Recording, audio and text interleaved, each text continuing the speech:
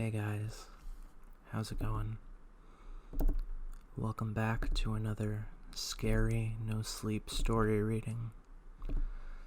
Today's story was written by Reddit user poloniumpoisoning, and it's titled, I found a 4,600-year-old document describing a humanoid species named Sigil. I've been researching Mesopotamia my whole life. I remember being fascinated by that civilization ever since I was a preteen. Unlike my friends and schoolmates, however, I spent my time daydreaming of Sumerian kings and the Euphrates River.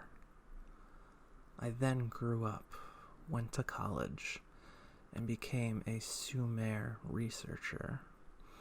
I'm not particularly prominent historian, but I'm one of the very best when it comes to translating Sumero-Akkadian cuneiform writing, especially from around 2800 to 2500 BC. I wasn't expecting a lot when I was invited to translate some newfound tablets.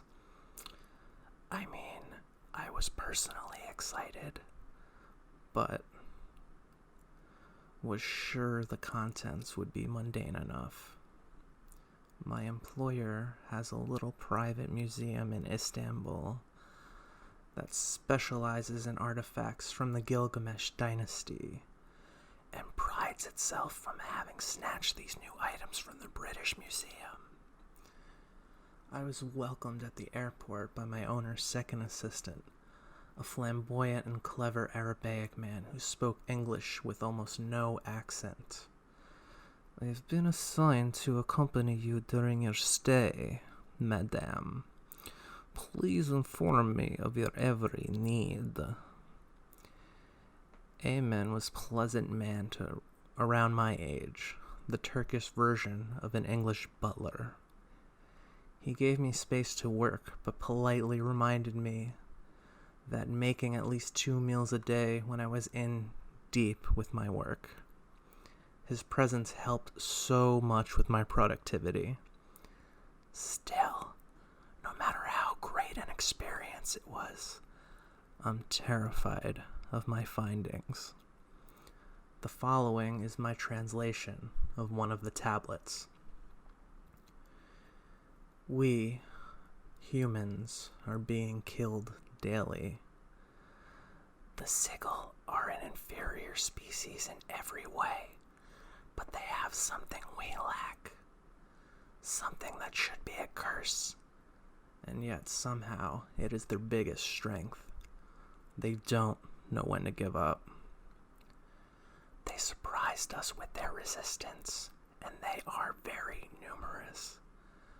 The Sigil took habit of procreating like rats or ants, and now they are as numerous as there are stars in the sky. They always had plenty of children, but most of them would die of disease, or by being attacked by predators on their precarious houses. That way, their numbers are always around the same, unless they were at war between themselves, which happened constantly for simple resources like water. But now, some of the sigils, merely through observation and trial and error method, learned of our medicine and architecture, and they started to flourish and prosper a little too much. After invading and overpowering their fellow sigil from other tribes, a group reached our empires and slaughtered us.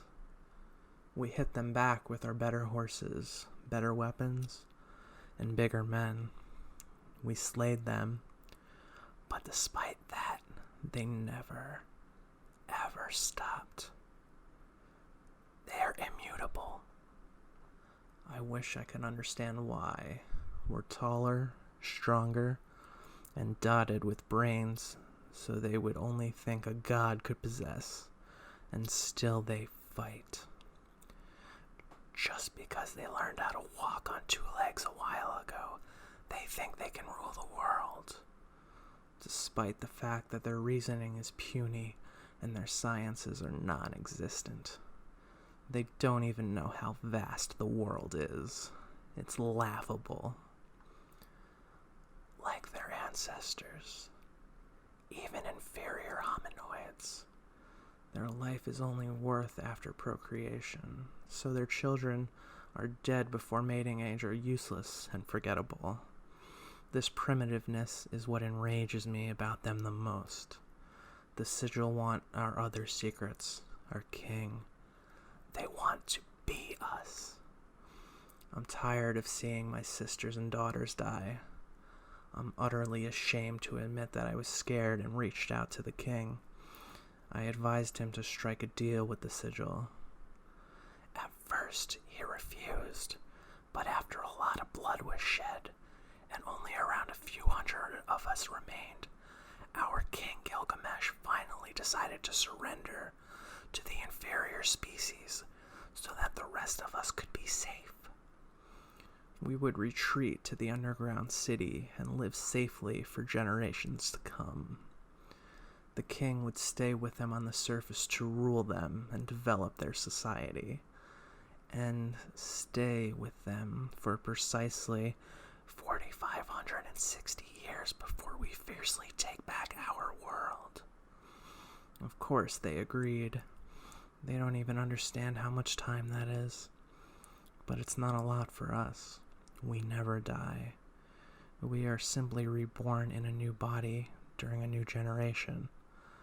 Every time wiser, stronger, more pure. We are moving to our fortress deep inside the earth by the end of the forthcoming Ara Adu Araku month. We will make no mistake this time. We'll keep the sigil under constant surveillance and learn all their secrets.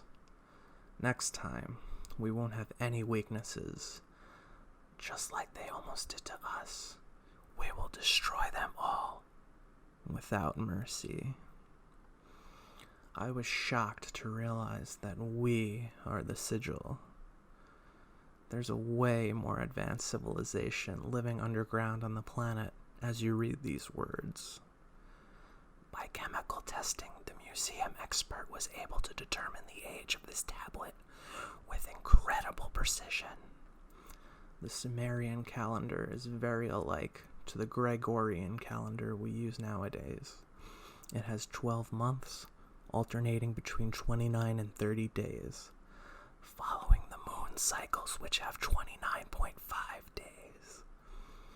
There's a 13th month with 33 days called Ara Adura Akaku that only happens every 3 years. It was added to compensate for the discrepancy. It wasn't hard for me to convert 44,560 years for them to our Gregorian calendar, using the tablet's age as the year 0. And I found out that us, the real humans, with their superior brains and hatred for us across the millennia, are coming back to reclaim their land. How soon, you ask? According to my calculations, the 4.560th Sumerian year is this year.